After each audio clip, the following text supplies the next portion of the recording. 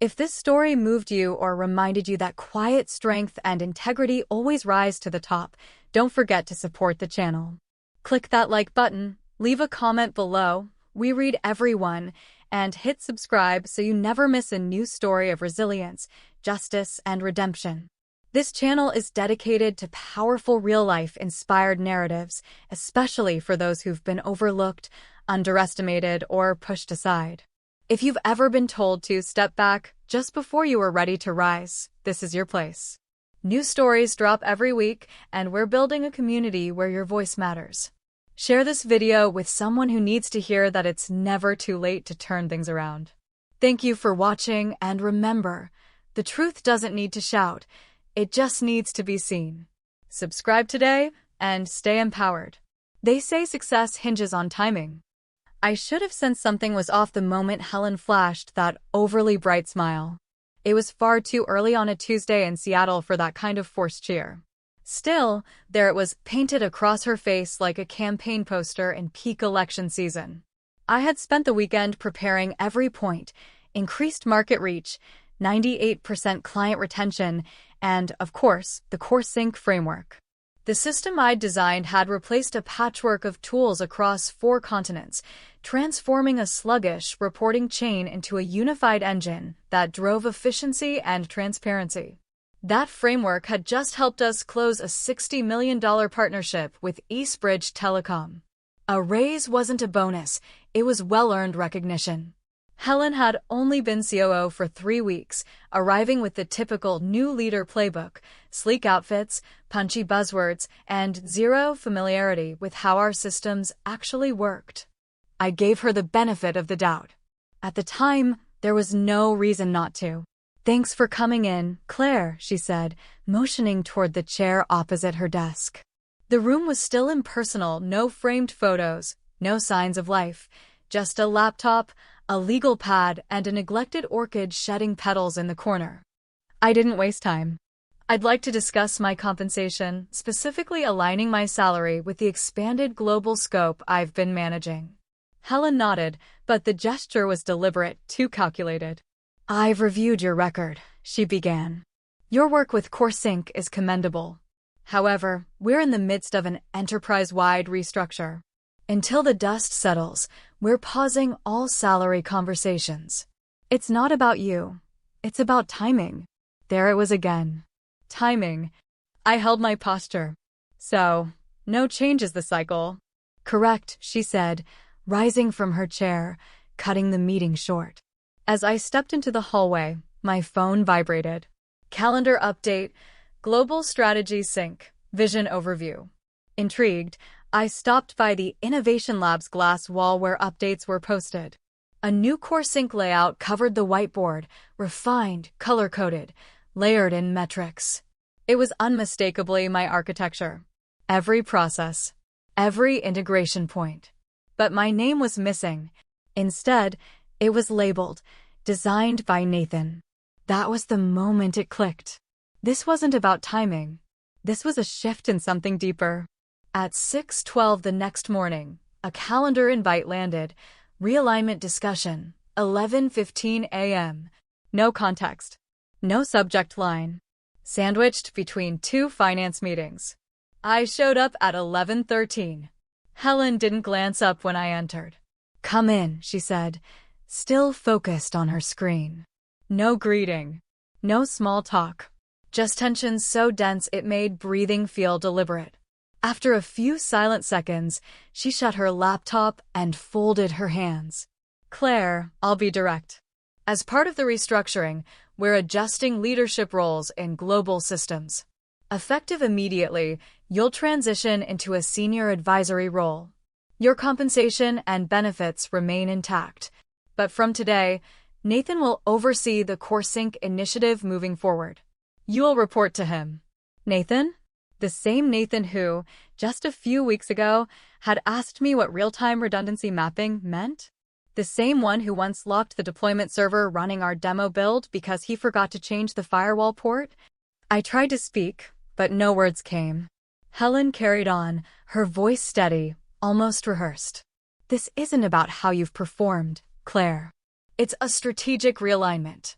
Nathan brings a different leadership profile, more in tune with the direction we're taking. He offers a fresher lens, a tighter growth narrative. We still value your institutional insight. My throat tightened, but I gave a small nod. And what does this new advisory title really involve? She folded her hands. Think of it as a coaching role. You'll support the team, lend your historical expertise, but not participate in leadership decisions directly. Stripped from the system I'd spent 5 years creating, I was now being offered a shadowed seat at the edges of my own creation, present, but voiceless. 3 minutes later, the meeting ended. There was no time for follow-up, only phrases like, "We appreciate your grace," and "Thanks for helping us through this change." Back at my workstation, the world spun as usual, people laughing, screens glowing, keyboards tapping. I refreshed my inbox, and there it was. Subject line: Exciting leadership news. CoreSync initiative. Nathan Wolf, newly appointed lead strategist, smiled from an attached headshot, slick suit, neatly trimmed beard, standing confidently in front of a company banner. Not one mention of my name. I blinked hard, staring at the screen. 5 years. Dozens of whiteboard sessions. Late nights. Each data flow, system trigger, and analytical pathway, mine. And now, they lived under someone else's nameplate. I wasn't angry, not exactly. The sting was real, yes. But deeper than that, there was clarity. This wasn't an adjustment. It was quiet replacement. That Thursday, the all-hands meeting began at 9:15 sharp. We gathered in the new downtown office's event hall, rows of cushioned seats, spotlights aimed at the podium. I chose a middle row, seat 4. Close enough to see, far enough to be overlooked. Helen took the stage, microphone in hand, her voice ringing with polished confidence. Behind her, a bright slide deck looped through graphs, logos, and the headline, Q2 Growth Plan, Building Forward Smarter. Before we begin, she said, pausing dramatically, I want to spotlight someone who's played a pivotal role in redefining our analytics infrastructure. The very engine behind our recent $60 million expansion. My heart skipped. Some part of me still clung to hope that maybe, just maybe, I hadn't been erased.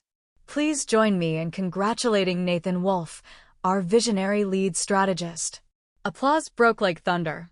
Nathan stood near the edge, smiling as he buttoned his blazer and stepped into the light like the role had always been his. I didn't move. No one turned to look at me. Helen went on. Nathan streamlined our analytics logic, elevated our tracking matrix, and created a performance culture that's reshaping our industry. The slides flipped behind her, frameworks I knew like the back of my hand. My models, my logic. I'd tested those formulas through client calls, system crashes, and endless revisions. And then I saw it in the corner of one slide. Claire_CoreSync_final_v2.pptx. They hadn't even bothered to change the file name. I sat still, heat rising behind my ears. Not angry. Just done. I sat there, hands folded in my lap, nodding faintly like a visitor at someone else's celebration. All around me, colleagues buzzed about Nathan's insight, how quickly he'd elevated the initiative. The employee badge hanging around my neck suddenly felt foreign, like it belonged to someone I no longer recognized. Around 1:50 that afternoon, a company-wide email dropped into my inbox. Subject line: Cheers to Nathan. I clicked. A glossy banner stretched across the top, one of my original dashboard designs, slightly altered and cropped, but clearly mine. The font alignment, the color theme, the flow, all unmistakably from my build. No one said a word. Or maybe they did, and just not to me. I rose from my seat, walked into a vacant conference room, and locked the door. I didn't cry. I didn't scream. I sat there in the dark, letting the silence roar around me like wind in a canyon. The erasure wasn't subtle anymore. It was public, broadcasted, praised. I didn't barge into Helen's office demanding answers. I didn't reply to the email. Instead, I did what people like her never anticipate. I stayed silent, but sharpened my focus. By 7:15 the next morning, I was already at my desk in the east tower of our Austin headquarters, coffee in hand, screen glowing. I dove into the architecture. My architecture. I followed the internal logic from back-end data feeds to client dashboards. Nathan had started making cosmetic alterations, renaming fields, shifting widget locations, changing color codes. But the heart of it all remained untouched. He hadn't gone near the structure. Probably because he didn't know how. What no one else understood was that buried within the system were micrologics I'd coded years ago, failsafes, calibrators, routines that ensured stability across global traffic loads. None of it was in official documentation. I wrote them before compliance protocols existed, before the company even had a systems governance team. They were invisible, unless you had lived inside that system the way I had. I stared straight ahead, headphones on, face composed. People passed my cubicle like I was invisible. I smiled. I waved. But inside, I was tracing every wire, remapping every path I had ever built. Then I saw it, deep within the central engine powering our forecasting tools. The predictive analytics, the KPI metrics, the resource load simulations, all still ran on OptiMesh Core, a proprietary software suite I had privately licensed 3 years ago when procurement had denied our upgrade request. I'd paid for the developer license myself, out of pocket. I couldn't wait for bureaucracy, so I found a solution and got to work. No one had ever migrated the framework. No one had replaced it. I opened the license panel. Registered developer, Elise Morgan. License type, Enterprise Architect. Status, active. Renewal date, April 2026. I leaned back in my chair. This wasn't company property. It was tied to my name, my payment method, and my signature. They had sidelined me, scrubbed my name from the announcement, handed my work to someone who couldn't build a filter without crashing a sandbox environment. But the engine that powered their entire $60 million expansion, it was still running on a license tied to me. I didn't speak up. Not that day. Not the next. No warnings. No ultimatums. Just quiet refinements. Shifts in permission layers. Internal backups. Log trails redirected. Because if they thought I was obsolete, they'd only examined the surface. But what makes a system powerful isn't what's seen. It's what lies beneath. And by 8:20 a.m., I was deep inside it again, earbuds in, breath calm, eyes locked forward. They thought I was stepping aside. But I was just getting into position. Nathan now sat where I used to. Helen had already moved on to her next presentation. HR had seamlessly redistributed my role into neat action items under someone else's name. Nobody questioned a thing. Perfect. I wasn't furious anymore. Anger burns out fast. What replaced it was colder, methodical, calculated. I understood every part of that infrastructure, every logic branch, and how to coax it into singing a tune they wouldn't even realize was out of key. Not until the damage was irreversible. I began with the performance scoring matrix. Originally, I designed it to reward quality, repeat engagement, client retention curves, long-term conversion health. Metrics that reflected real progress. But under Nathan's growth-first doctrine, speed and volume were the new gods. So, I adjusted accordingly. I modified the output layers to emphasize flash metrics, page pings, API triggers, export requests. Numbers that surged quickly and looked impressive, but meant little. From the outside, it would appear like a system firing on all cylinders. But underneath? It was a sugar rush, bright, fast, and hollow. Next, I dismantled the forecasting module. The original algorithm triangulated across multiple indicators, supplier lag, regional shipping grids, product cycles, trend analysis. I narrowed it, removed 3 core dependencies, and introduced a mild lean in the trend curve. Just a 9% tilt. Not enough to alarm, just enough to skew resource planning. It would show in 2 cycles, maybe 3. Quiet misfires no one would trace back to now. Then I addressed the anomaly flags. Once our proudest tool, the alert system could catch misbehavior before it rippled across platforms. Not anymore. I buried its responsiveness under soft filters, replaced high-priority flags with pending analyst review delays. Now the system would watch politely as the fire spread, without a single warning light. At 11:40 a.m., I joined the quarterly metrics review. Nathan was at the podium, gesturing at a glowing dashboard. Every bar was green. Engagement. Deployment success. Forecast accuracy. Helen smiled, clearly pleased. Someone even clapped. "This is the transformation we needed," she said. "We've modernized everything." I sat near the back, expression neutral. That smile on my lips? It wasn't triumph.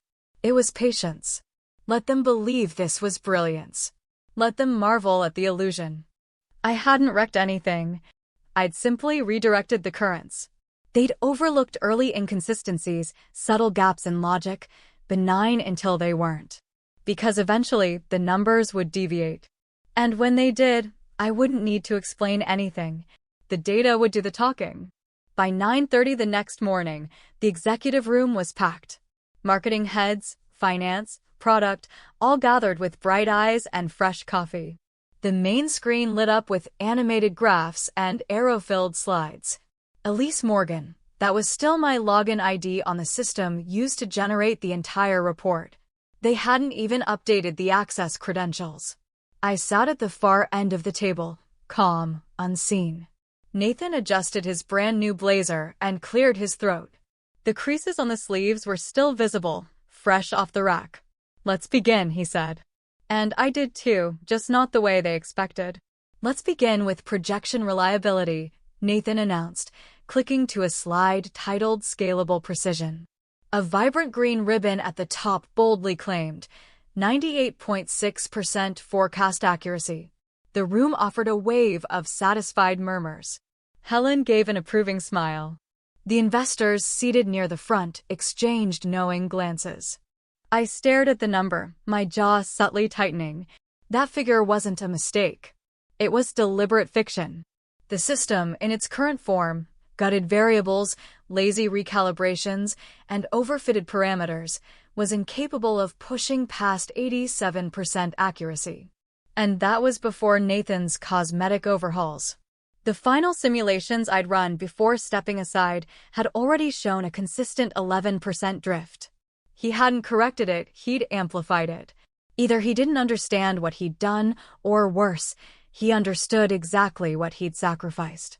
"Our fulfillment cycles are now 14% faster," he continued, flipping to another slide. "And back orders are down across all regions. We're tracking 3 months ahead of the competitive benchmark." False. Delivery speeds had improved only because we'd disabled half the alert mechanisms. They weren't seeing the growing issues because no one was being warned. And as for the inventory shortages, those were no longer being flagged in real time. The formulas had been altered to delay their appearance in reports until well into the next quarter. It was like covering a cracked windshield with a sticker and calling it a safety upgrade. I glanced around the room. Nods. Smiles. Agreement. Helen leaned forward slightly. "Nathan, these are the most promising metrics I've seen all year." Applause broke out. A few exchanged glances of approval. And I sat motionless.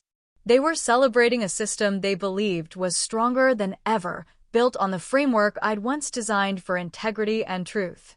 But that version no longer existed. What they saw was a carefully dressed illusion, engineered to flatter. I didn't stop it. I observed it. I documented everything. Later that evening, at 6:40 p.m., I sat in my apartment, combing through exported performance logs from the last 6 weeks. I highlighted unexplained surges, unflagged discrepancies, and inconsistent forecast gaps. As I saved the compiled report, a small ping echoed. A LinkedIn message request. From Priyan Gupta, VP of Operations, Northbridge Health. My stomach tightened. I opened it. "Hi Elise, quick question. Are you still overseeing the forecasting system?" Some of the recent outputs seem inconsistent. Honestly, it doesn't feel like your work. Hope everything's okay. I stared at the message. They noticed. Someone noticed. But instead of rage, what I felt was something else, focused, clear. I didn't respond. Not yet. The truth was unfolding exactly as planned. Soon, the system would reveal its own flaws without my voice, without my push. By 8:50 the next morning, I stood near the back windows of the operations floor, watching the Austin skyline emerge in the early sunlight. No Slack alerts. No meeting pings. I'd been removed from threads I once led. My dashboards had been rerouted. My presence had been erased from daily ops. And yet every key metric they clung to still pulsed through lines of code I had written. I turned toward Mia, one of the few colleagues I still trusted. Have you been tracking the forecast data? I asked, keeping my tone even. There are discrepancies, at least 4 major gaps between what we predicted and what's actually happening. She looked up slowly from her monitor. Mia blinked. I mean, maybe. But this isn't really your lane anymore, is it? Her tone wasn't cruel, just honest. Still, the words landed heavier than I expected. I'm not trying to meddle, I replied carefully. I just think someone should. Elise, she cut in, voice soft but steady. We know you care. Everyone does. You practically built this division. But things are shifting. Maybe it's time to stop gripping the past so tightly. I stood there a moment too long, nodded, and forced a small smile. Of course. Thanks for being honest. By 10:20 a.m., I was back at my desk. The office was buzzing, yet I'd never felt more disconnected. Conversations bloomed around me, but not a single one reached my ears. People passed without acknowledgement. I had become part of the backdrop, quiet, static, forgettable. Then the alert came. Subject line. Urgent. Northbridge Health issue. I opened it immediately. One of our largest clients had reported a significant disruption.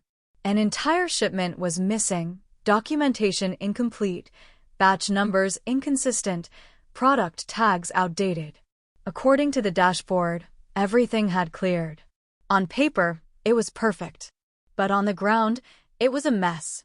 And the system hadn't triggered a single warning. Northbridge was one of our cornerstone accounts, high revenue, long-term, loyal. But by 2:45 p.m., word was spreading. They were canceling their renewal contract. Nearly $8 million gone. Nathan shrugged it off as a logistics mix-up. Helen called it client sensitivity, but I knew what it was. The first crack in the illusion. The beginning of what I'd long expected. Later that day, a name appeared on the IT calendar, Ken Albright, systems consultant. An internal chat confirmed it. He was a contractor, brought in to review the backend. Darren was worried. He wouldn't admit it, of course, but this was his quiet SOS. By 4:50 p.m., Ken was perched beside Nathan's workstation, focused on the lines of code. I listened from a nearby desk. I'm trying to trace the predictive logic, Ken said, scrolling. But where's the root reference? This build has ghost nodes and legacy callbacks I can't untangle. Nathan interjected, sounding irritated. She designed it that way to make it hard. Ken raised an eyebrow. Or maybe it's just sophisticated. Nathan had no reply. And I didn't chime in. I had no need to defend myself. I wasn't in that room for credit or blame. I was watching from the outside as the structure buckled beneath their feet. And this time, I didn't reach out. I didn't warn. I let the silence carry it. At 7:15 the next morning, I was the only one in the office, just as I had planned. No small talk. No distractions. Only the hum of the server, the glow of the monitor, and the rhythmic pattern of my fingers on the keyboard. The board meeting was set for 8:30 a.m. They'd be reviewing the quarterly system summary, the same glossy numbers Nathan had curated all week. I'd already previewed the file. It was the same empty theater, impressive graphs, sanitized KPIs, hollow milestones. But this time, the facade wouldn't hold. I opened a dormant script buried deep in the system, embedded weeks earlier beneath layers of diagnostic logs. It was programmed to activate only when the board's dashboard launched a specific configuration. And no one else knew it existed. None of them saw it coming. Not Nathan. Not Helen. And certainly not Darren. The insertion wasn't flashy. Just a small cluster of text, 6 lines, folded discreetly into the auto-generated executive summary. Subtle. Clinical. Perfectly timed. At 8:36 a.m., I clicked execute. By 8:37, the board meeting was underway. Nathan launched into his polished introduction, gesturing confidently, once again wearing that same creased navy blazer he always reached for on important days. Darren sat with arms crossed, chin lifted, nodding at predictable moments like a man auditioning for approval. Slide 1 passed. Then 2. And then came slide 3. Everything stopped. The chart displayed quarterly forecast accuracy, complete with curved arrows and gradient bars. But just beneath the graph, tucked into the margin in a light slate font, a new sentence had materialized. These metrics are enhanced, not authentic. Investigate who modified the base logic. At first, there was only a moment of stillness. Then, subtle movement, glances exchanged, eyebrows raised. One of the board members, a woman in a tailored ivory blazer, leaned in. Was this intentional? Nathan froze, mouth slightly open. It must be a formatting issue. Let's move ahead. No, wait. This time it was a deeper voice, Martin Keller, a senior director from corporate governance, someone I had only met in passing. He sat straighter in his seat, eyes narrowing. Who inserted that message? Nathan frantically toggled between versions of the presentation. But it was no use. The message wasn't in the slides, it was embedded in the rendering engine itself. No export would scrub it now. Then came the moment I had prepared for. Martin opened his email. The auto-distribution report had already hit every inbox. At the very bottom of his message, the same line sat quietly immovable. He tapped his keyboard. Reply all. Subject, urgent, who is Elise Morgan and why isn't she in this room? The room shifted. Darren turned slowly. Helen's confident posture faltered. At 8:42 a.m., I received a message from our compliance officer. Subject, immediate discussion request, system logic review. I didn't answer. Not yet. I leaned back in my chair, pulse steady, but awareness sharp like a taut wire humming in tension. This wasn't about spectacle. It wasn't revenge in the classic sense. This was revelation, delivered with precision, not noise. For weeks, they'd erased me from meetings, threads, credits. But this morning, I was everywhere, without ever raising my voice. At 10:30 sharp, I was summoned to the executive suite on the 11th floor. A place I hadn't been invited to in months. The subject line read, like a white-gloved apology. Your insight regarding current model inconsistencies would be valued. I entered calmly. Familiar walls. Same long table. Just new eyes looking back. Nathan sat stiffly, hands clenched. Darren paced, lips pursed, managing a strained expression somewhere between relief and dread. Around the table were board members, internal auditors, and, most surprising, a representative from Northbridge Health. I took the open seat. No greetings. No pleasantries. Just expectation. Martin Keller leaned in. Ms. Morgan, we'd appreciate a clear explanation of your role in the analytics architecture currently in use. I opened my laptop, connected to the room display, and began. No grandstanding. No bitterness. Just truth. The current forecasting layer is producing inaccurate projections due to changes made to the input logic. Key parameters were stripped, and compensation formulas were never adapted. As a result, drift rates compound with each cycle. I clicked to a graph, 2 curves layered together. One was mine. The other was Nathan's.